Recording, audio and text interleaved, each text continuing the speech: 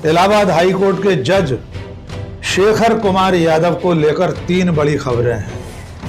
पहली बड़ी खबर तो यह है कि अपने नफरती भाषण के लिए चर्चा में आए शेखर कुमार यादव के खिलाफ राज्यसभा में महाभियोग प्रस्ताव पेश कर दिया गया है। दूसरी खबर यह है कि सुप्रीम कोर्ट द्वारा रिपोर्ट तलब करने के बाद हाई कोर्ट इलाहाबाद के चीफ जस्टिस ने शेखर कुमार यादव से तमाम जरूरी कामकाज छीन लिया है। लेकिन उससे भी बड़ी तीसरी खबर यह है कि इस नफरती जज को बचाने के लिए भारतीय जनता पार्टी खुलकर मैदान में सामने आ गई है। नमस्कार, मैं डॉक्टर राकेश पाठक।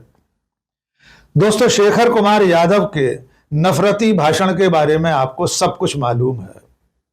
8 दिसंबर को इलाहाबाद में विश्व हिंदू परिषद के एक कार्यक्रम में जस्टिस शेखर कुमार यादव ने मुसलमानों के खिलाफ जमकर भड़ास निकाली थी।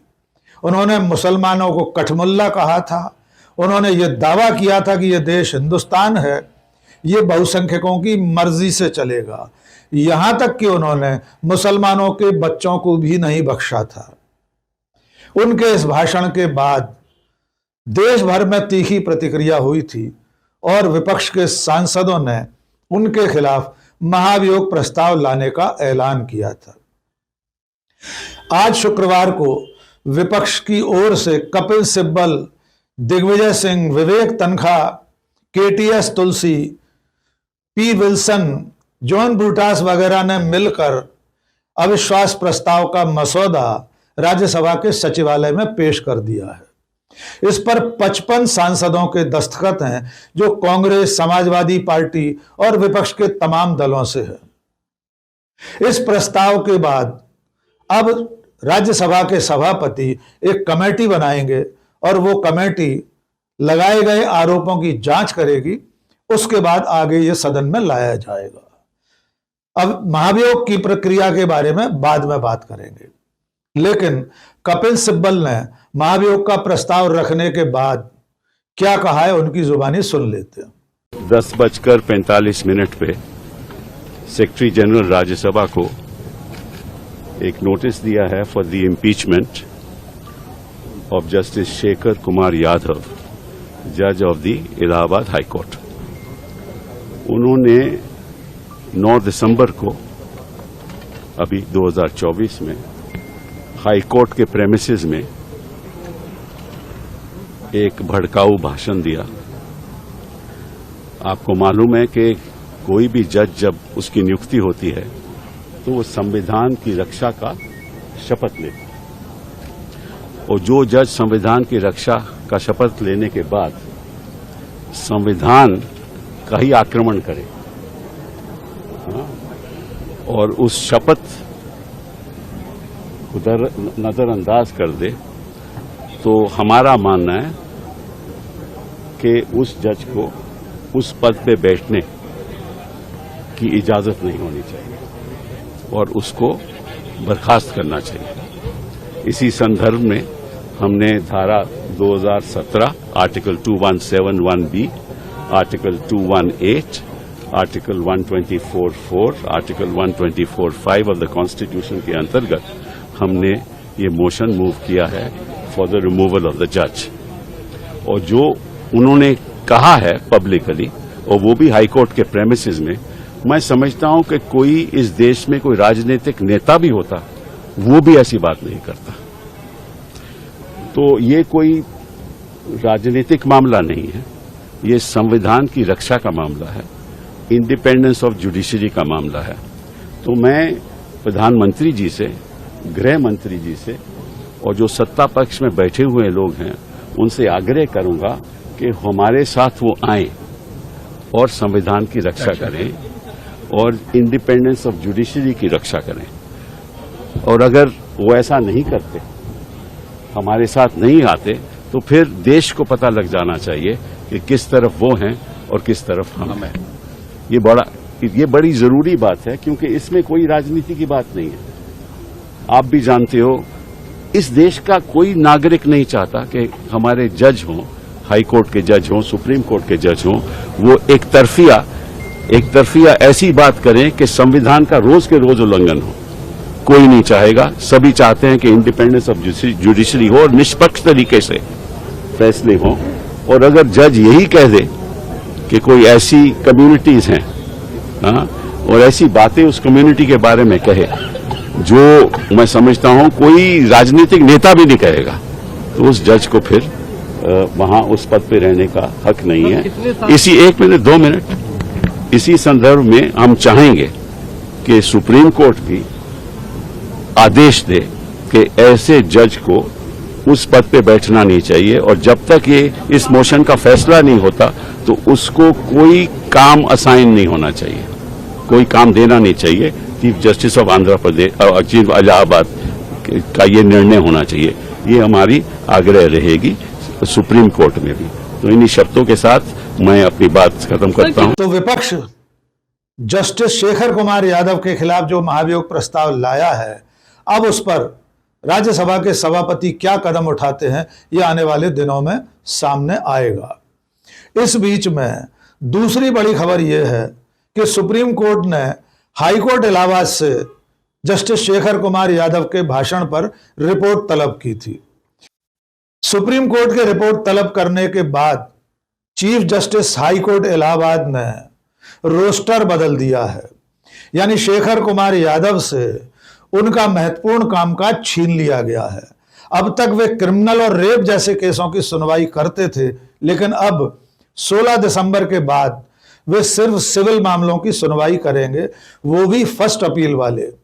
2010 से पहले के इन मामलों को सुनने का अधिकार अब शेखर कुमार यादव के पास रहेगा, यानी उनका कद छांट दिया गया है, उनका कद कम कर दिया गया है, उनके अधिकार छीन लिए गए हैं।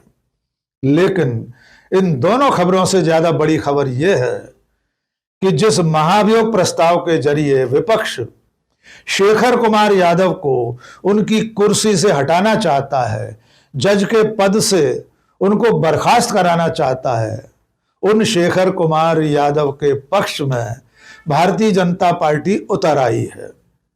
पार्टी के छोटे मोटे कार्यकर्ता या संगठन के लोग नहीं, बल्कि मोदी सरकार के केंद्रीय मंत्री शेखर कुमार यादव के इस नफरती भाषण का पक्ष ले रहे हैं, इसका समर्थन कर रहे हैं। और शेखर यादव के समर्थन में जो सबसे अहम नाम सामने आया है वो है गिरिराज सिंह का, केंद्रीय मंत्री गिरिराज सिंह। गिरिराज सिंह कह रहे हैं कि शेखर कुमार यादव ने कुछ भी गलत नहीं कहा है, यहां तक कि वे कह रहे हैं कि 200% 200% शेखर कुमार यादव सही बात कह रहे हैं। आइए गिरिराज सिंह की जुबानी सुन लीजिए कि वे किस तरह शेखर कुमार यादव का समर्थन कर रहे हैं। देखिए, मैं फिर कह रहा हूं, जो शेखर यादव जी माननीय न्यायाधीश महोदय ने जो बयान दिया है वो बयान 200% सही है। और उस बयान में ये देखने की जरूरत थी कि वो कहाँ दे रहे थे, किस मंच पर दे रहे थे। वो विश्व हिंदू परिषद के मंच पे दे रहे थे। क्या मैं पैदा लेते ही मंत्री बन गया कि पैदा लिया जिस कौम में, जिस समाज में, उसके प्रति मेरे अंदर दर्द पीड़ा नहीं होगी। वो एक सही मंच था। वो पैदा लिए कोई सुप्रीम कोर्ट के जज होते हुए, और वो अगर इजलास पे बोले होते तब बात समझ में आती है। अगर हम मंत्री के पद पर बैठ करके, हमारे सामने ओवैसी आए, पूरे टीम लेकर के आए डिपार्टमेंट में, उनकी बात को सुना, उस पर एग्जीक्यूट कर रहा हूं। अगर मैं वहां कोई बदतमीजी करता तो ये बदतमीजी था। शेखर यादव जी माननीय न्यायाधीश महोदय ने कोई कोर्ट में नहीं ऐसी बात कही है, इसलिए ये टुकड़े टुकड़े गैंग के लोग हैं, वही चेहरे। तो गिरिराज सिंह साफ कह रहे हैं कि शेखर कुमार यादव क्या गलत कह रहे हैं।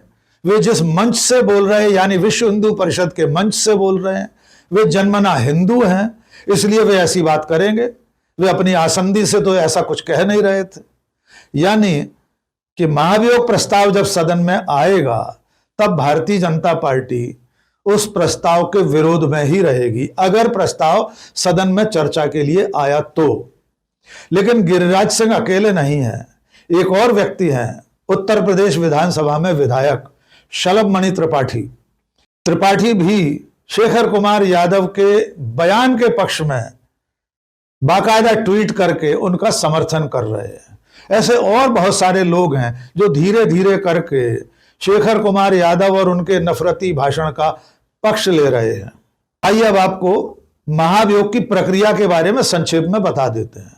संविधान के अनुच्छेद 124(4) और अनुच्छेद 217 में इस बात का प्रावधान है कि अगर कोई जज, चाहे हाईकोर्ट का जज हो चाहे सुप्रीम कोर्ट का जज हो, किसी तरह का कदाचार करता है, पद की गरिमा के विरुद्ध काम करता है, संविधान की मूल अवधारणा के खिलाफ कोई काम करता है, तो उसके खिलाफ महाभियोग प्रस्ताव लाकर उसे पद से हटाया जा सकता है। इसकी प्रक्रिया यह है कि अगर महाभियोग का प्रस्ताव लोकसभा में रखा जाना है तो सदस्यों में से 100 सांसदों के दस्तखत होना आवश्यक है। अगर महाभियोग का प्रस्ताव राज्यसभा में लाना है तो 50 से अधिक सांसदों के दस्तखत जरूरी है। फिलहाल कपिल सिब्बल ने जो प्रस्ताव रखा है उस पर 55 सांसदों के दस्तखत हैं। इसके बाद जब यह प्रस्ताव राज्यसभा या लोकसभा के सचिवालय के सामने आएगा तो सभापति इसके लिए 3 सदस्यीय जांच कमेटी बनाएंगे। उसमें एक सदस्य सुप्रीम कोर्ट का जज होगा, एक हाई कोर्ट का जज होगा और एक अन्य कोई विधि विशेषज्ञ होगा, यानी कानून का बड़ा जानकार होगा। कमेटी संबंधित जज पर लगाए गए आरोपों की जांच करेगी। अगर आरोप ठीक पाए जाएंगे, उचित समझे जाएंगे, तब कमेटी राज्यसभा या लोकसभा के सभापति को यह सिफारिश करेगी कि महाभियोग का प्रस्ताव सदन में लाया जाए। उसके बाद सदन में इस पर चर्चा होगी और दोनों ही सदनों में 2/3 बहुमत के बाद ही महाभियोग का प्रस्ताव पारित हो सकेगा। संसद से महाभियोग का प्रस्ताव पारित होने के बाद यह राष्ट्रपति के पास जाएगा और राष्ट्रपति की अनुशंसा के बाद संबंधित व्यक्ति को पद से बर्खास्त कर दिया जाएगा। फिलहाल अभी जो दोनों सदनों में सदस्य संख्या है उसको देखते हुए बहुत साफ है कि यह महाभियोग प्रस्ताव बहुत आसानी से पारित नहीं हो सकेगा। यद्यपि कपिल सिब्बल ने 3 रोज पहले कहा था कि वे प्रधानमंत्री से, गृह मंत्री से, कानून मंत्री से, बीजेपी सरकार से अनुरोध करेंगे कि इस महाभियोग प्रस्ताव का समर्थन करें, क्योंकि अगर वे इसका समर्थन नहीं करेंगे तो यह माना जाएगा कि यह सरकार जस्टिस शेखर कुमार यादव के साथ है, उनके विचारों के साथ है, उनके नफरती भाषण का समर्थन करती है। लेकिन जिस तरह गिरिराज सिंह जैसे लोगों के बयान सामने आए हैं उससे स्पष्ट संकेत मिल रहे हैं कि भारतीय जनता पार्टी इस नफरती जज को बचाने के लिए किसी भी सीमा तक जा सकती है। चलते चलते एक छोटी सी जानकारी और, देश की आजादी के बाद आज तक किसी भी हाईकोर्ट जज या सुप्रीम कोर्ट जज के खिलाफ महाभियोग प्रस्ताव पारित नहीं हुआ है। किसी भी जज को इस प्रक्रिया के चलते पद से नहीं हटाया गया है। 90 के दशक में जस्टिस वी रामास्वामी के खिलाफ एक बार महाभियोग प्रस्ताव लाने की कोशिश हुई थी, लेकिन वो प्रस्ताव भी पारित नहीं हुआ था। देखना होगा जस्टिस शेखर कुमार यादव अपने नफरती भाषणों के बावजूद महाभियोग प्रस्ताव से बच पाते हैं या नहीं। देखना होगा कि भारतीय जनता पार्टी की सरकार, प्रधानमंत्री और उनके बाकी सब संगी साथी इस नफरती भाषण देने वाले जज को बचाने के लिए और क्या उपाय करते हैं। आज के इस वीडियो में बस इतना ही। बहुत बहुत शुक्रिया। जय हिंद।